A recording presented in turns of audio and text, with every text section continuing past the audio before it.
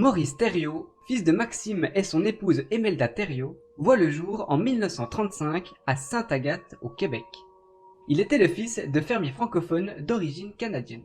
En 1944, à l'âge de 9 ans, Maurice dut déménager et la petite famille décida de s'installer à Fort Haines, dans le Maine, aux États-Unis. Durant toute son enfance, il subira les pires traitements. Son père l'interdira de se rendre à l'école et le forcera à travailler de longues heures à la ferme. De plus, le petit garçon était régulièrement battu par celui-ci. Bien souvent, et malgré son jeune âge, Maurice faisait souvent et innocemment appel à des forces surnaturelles, demandant à être délivré de cet atroce calvaire. Un jour, en rentrant dans la grange, il aperçut son père en train de se livrer à des actes sexuels avec un animal. En voyant l'enfant rester inerte face à cette scène, il devint alors fou de rage. Il prit à partie le jeune Maurice et l'impensable se produit. Il le viola à son tour. Cette sordide histoire finira par être connue dans tout le village, mais personne n'agira en conséquence, laissant le jeune garçon seul face à son bourreau.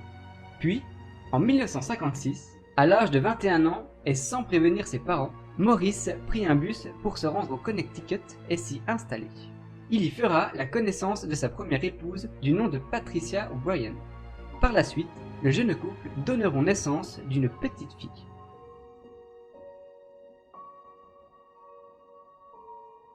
D'après de nombreux témoins et proches de Maurice Thériault, à l'âge de ses 21 ans, l'homme aurait été sujet à un phénomène dit de bilocation. De nombreuses personnes affirment avoir vu Maurice à 2 endroits différents et à la même heure. Puis étrangement, et n'ayant reçu aucune éducation scolaire, le jeune homme développera des talents tout à fait particuliers. Malgré son illettrisme, il était capable de comprendre, écrire et parler le latin. De plus, il était d'une résistance physique incroyable. Sa force devenait parfois d'une puissance impressionnante. Les mois passèrent, et Maurice, qui était d'un calme profond, était de plus en plus sujet à de terribles et inexplicables crises qui le rendaient excessivement colérique et violent envers sa femme. Ne pouvant plus supporter ce quotidien, Patricia le quitta et demanda le divorce. Peu après, il fera la rencontre d'une autre femme du nom de Tina, mais cette nouvelle union ne durera pas. En effet, lors d'une balade en voiture avec la jeune femme, l'homme, qui était en parfaite santé au moment des faits, fut proie d'un soudain malaise. En pleine crise, Maurice ne contrôlait plus le véhicule. C'est alors que Tina affirme avoir vu distinctement le volant et l'accélérateur réagir comme si une force invisible conduisait la voiture. Cela durera quelques minutes sans que Tina ne puisse faire quoi que ce soit, si ce n'est qu'attendre et espérer pouvoir rester en vie. C'est alors qu'il finit par retrouver ses esprits et réussit à arrêter le véhicule. Après cette effroyable expérience, elle quitta à son tour le pauvre homme, le laissant seul face à son terrible secret.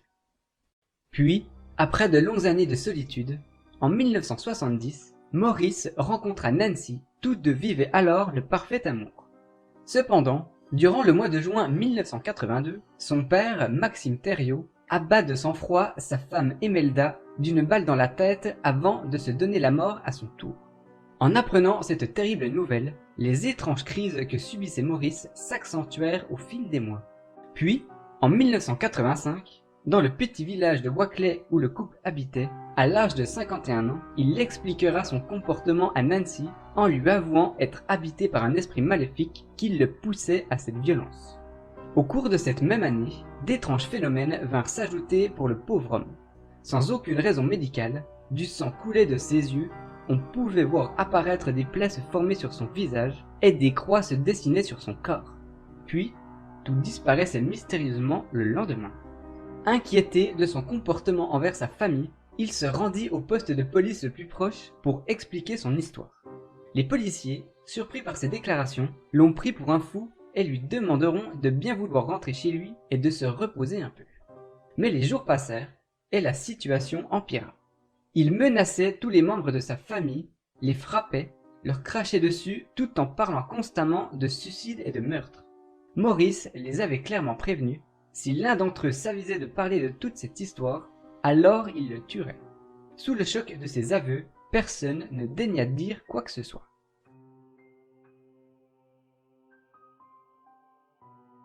Nancy, qui était catholique pratiquante, décida de faire appel au curé de la paroisse, l'abbé Boyer, et qui celui-ci, face à ce cas démoniaque, confia rapidement l'affaire à 2 enquêteurs du paranormal, Ed et Lorraine Warren. Avant de se rendre sur place, les Warren demandèrent à leur assistant, un médecin du nom de Paul Walukiewicz, de passer une nuit à la ferme afin d'observer ce qui s'y passait réellement. Le lendemain, Ed lui demanda s'il pouvait y avoir une raison médicale au saignement et le médecin lui expliqua que cela était impossible. Selon lui, Maurice Thériault était possédé sans le moindre doute. Suite à ce rapport, le couple Warren ainsi que leur neveu Tony Spera se rendirent à leur tour à la ferme. Avant de commencer l'enquête, tous trois recommandèrent à Maurice de se rendre chez un psychiatre. L'homme accepta. Cependant, les nombreuses consultations n'y changeront rien. D'après le médecin, Maurice serait tout à fait sain d'esprit, aucune pathologie anormale ne sera reconnue. Les jours s'écoulèrent, mais toutes ces étranges manifestations continuaient de se produire. Au cours de leur enquête, Tony et les Warren virent le pauvre homme saigner des yeux et de la bouche. Ils ont pu apercevoir également des symboles religieux se graver sur la peau de son dos et sur son torse. Un jour, ils purent l'observer en train de soulever aisément l'avant de son pick-up et le tenant assez longtemps pour que son ami puisse en changer les roues. À une autre occasion, l'homme put faire bouger une statue en béton de la Vierge Marie pesant plus de 135 kg avec une facilité déconcertante. Selon Ed Warren, Maurice était possédé et cette possession avait nécessité une porte. Il y avait probablement eu un incident dans sa vie qui a pu permettre à un démon de venir. En fouillant dans son passé, Ed fut frappé par 2 événements qui pouvaient expliquer ce qui se passait. Le premier était celui de Maurice et son père dans la grange, le second, celui où il avait demandé de l'aide à une force surnaturelle. Et puis, l'homme aurait déclaré aux enquêteurs avoir été un jour maudit par un certain Willy Dumont. Avant de repartir, les Warren, pensant qu'un drame pouvait survenir à tout moment, décidèrent de faire appel aux autorités locales afin qu'ils puissent surveiller l'inquiétant Maurice et sa famille.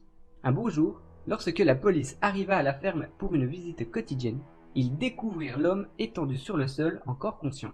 Tous purent constater les étranges phénomènes dont il était victime. Du sang coulait de sa bouche et de ses yeux, puis en l'espace d'un instant, de mystérieux messages commencèrent à se former sur son dos. Après avoir eu connaissance de ce sombre épisode, le couple Warren demanda de l'aide auprès de l'archevêque de Boston, mais celui-ci refusera catégoriquement.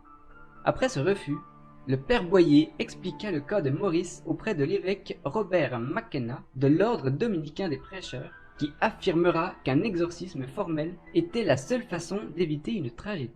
L'évêque pratiqua 3 exorcismes sur le pauvre homme, dont le dernier, assisté de 12 témoins, allait se révéler spectaculaire.